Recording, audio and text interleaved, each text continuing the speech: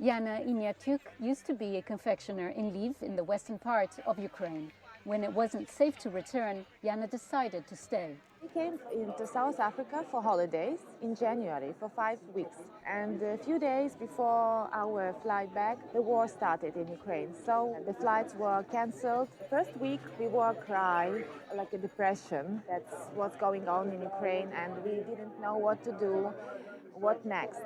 And then I remember myself that I'm a confectioner and I can make sweets here and begin to sell it. I'm so grateful that I have these skills. Every weekend for the past 100 days, Yana and Misha have delighted locals at markets with delicious treats. Wow, Yana, these look incredible. What are they? All people here enjoy this cake. This is coconut and poppy seeds and cream cheese and chocolate and baked nuts. So interesting. This is a pear. This is like a pear, yes. And people also enjoy, and every week I have different fruits. The Russia-Ukraine conflict has changed the lives for millions of Ukrainians, and the story of Yana and Misha is no different.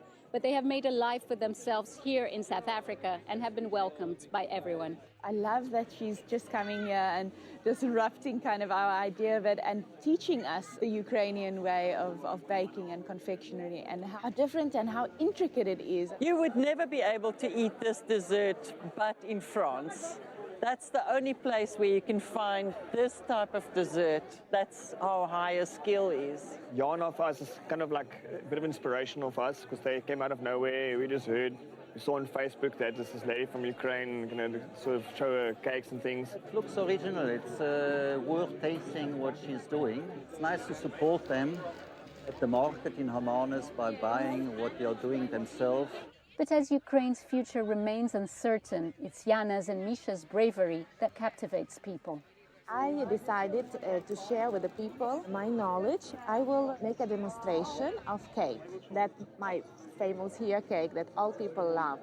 I decided as we are going from South Africa, so they must know how to do this, and I will give a recipe and they can always make it for their families. Yana is very aware that the conflict is far from over, but they will soon return to Europe, leaving an empty space in locals' hearts.